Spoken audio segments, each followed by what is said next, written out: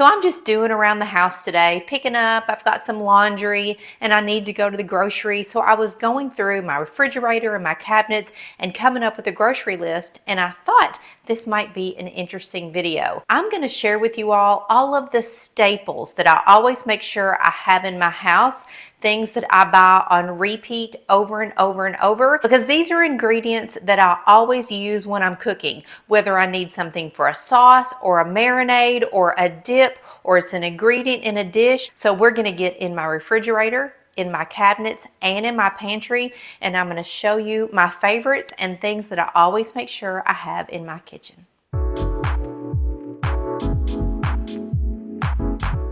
So hey there, welcome to my kitchen. Like I said, I'm just doing around today. And is that a term you all use, doing around? In the South, that means you're just doing chores. You're just getting things done. It doesn't mean that you're doing anything specific. You're just doing around. Today, I'm just doing around. I need to run to the grocery. And as I was going through all of the different parts of my kitchen, making my grocery list, I thought you all might find it interesting to know what I'm buying at my grocery store on repeat. I'm going to share with you all of the wet ingredients, dry ingredients, pantry staples, and boxed items that I always make sure I have in my house. Doesn't mean that I necessarily am going to make something this week where I need that ingredient. It's just stuff that I always have here because I know I'm going to reach for it. Most of these items you can just find at your regular local grocery store. There's a couple things that I do have to go and kind of search around at different grocery stores to find, or I do order them from Amazon. So if it's an item that I do have to order on Amazon,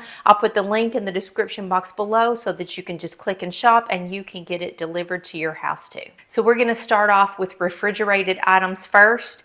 And you all know I love to cook. I love garlic, I love ginger, I love basil, and it's really hard for me anyway to just have those fresh ingredients always in my house, and there are times when I just need them and I don't have them. So a couple years ago, I discovered Gourmet Garden, and they make all kinds of herbs and garlic and ginger. They're found in the refrigerated section of your grocery store. Their garlic is phenomenal. It is the best garlic I have ever used that is not like open a peel your own garlic. I've tried canned minced garlic. I've tried frozen garlic. I just never have fresh garlic on hand. This one is fragrant. It tastes so good. You get the robust flavor just like you would if you peeled a fresh garlic clove, and I think this stuff is wonderful. I buy the chunky paste. You can get regular. Honestly, I don't know that I even see a difference, but this is always something that I have. And under the Gourmet Garden, I also get their basil paste to keep in the winter, because this year I did plant an herb garden of my own and I have my own fresh basil. I make basil pesto, but this is a staple that I have in other times of the year, and then their ginger. So again, so many different herbs and things you can find from Gourmet Garden in your refrigerated section. You may have recently noticed this at your grocery store. This is Bichon's Japanese barbecue sauce. We love this stuff. Literally are obsessed with Bichon's. We used to order it on Amazon, but our local grocery store just a couple months ago started carrying this. I was walking down the aisle one day and there was a huge display for it. I was so excited. I sent a picture to my husband. This stuff is fantastic. So there is the original Japanese barbecue sauce and a hot and spicy. This one is not so hot. I'm not a fan of hot and spicy things, but this one is not so bad that I can't tolerate it. I do use the hot and spicy version when I make fresh spicy green beans, but generally we use the original. So you can brush this on chicken or pork chops when you put it on the grill. You can use it as a marinade. You can use it as a dipping sauce. I will add a couple drops of this to a stir fry.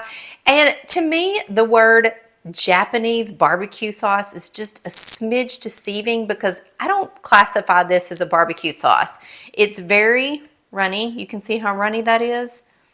It is sweet like a teriyaki. There is a little bit of a smoky barbecue flavor to it. It has a very unique flavor, and I've never found any other kind of sauce that compares with this one. So we just buy it over and over on repeat. They do make several other flavors. I have not tried them. I've only done these two, but I'm sure the others would be just as fantastic. Now, everybody loves wings and buffalo fingers and all of those things, right? So we use the Frank's Red Hot Wing Sauce. This is the buffalo style. I make my own homemade buffalo fingers and wings, and this is what I use for saucing and dipping.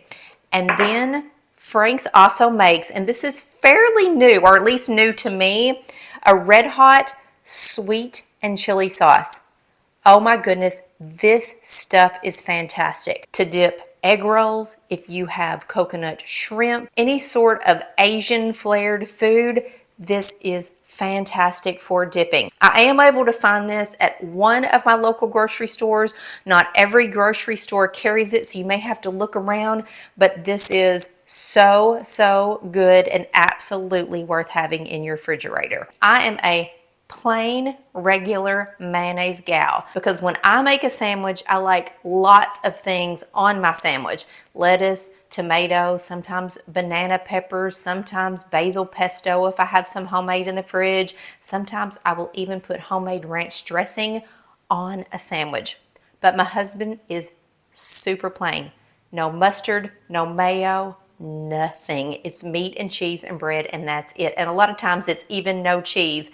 But years ago, he discovered this Sir Kensington's Chipotle mayonnaise.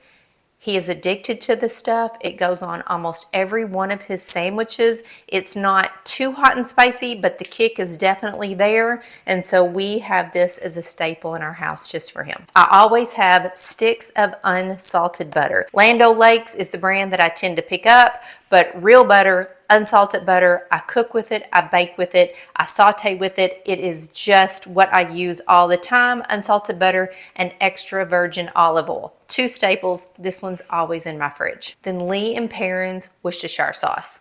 Or Worcestershire, I don't even know how to say it. Worcestershire sauce is what I'm going to call it. There is a difference in sauces. This one is worth the money. I use Worcestershire sauce to make homemade Caesar salad dressing. My husband will use this when he has burgers on the grill. He tosses a little bit of this Worcestershire sauce on the grill when the burgers are almost done, and it steams up the grill and really infuses your burgers with a lot of flavor. That's a fun tip for you.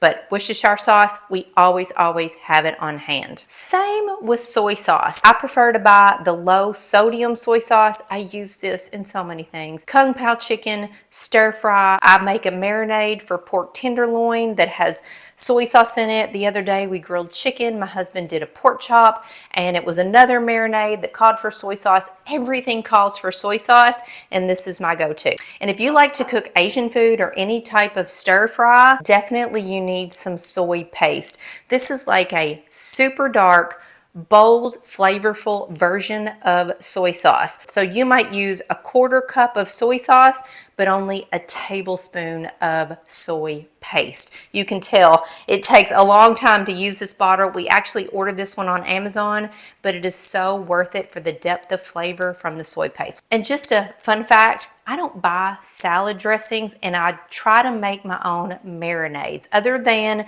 the Bichons, I make everything myself. So if you get my weekly newsletter, I share a recipe a week in that newsletter. I would love to have you join me. And I do have recipes coming up for my homemade Caesar salad dressing, buttermilk ranch, a couple marinades. Those are all on the things that I intend to share. So that's a good way to find out what I'm up to, how I like to cook, and to get some new recipes for your house. And in the cabinet where I keep all of my spices and dry goods and seasonings, obviously I have all of the seasonings, and I adore my little glass spice bottle set that I bought a couple years ago. So all of my spices look identical. It came with the labels. There was like 36 bottles.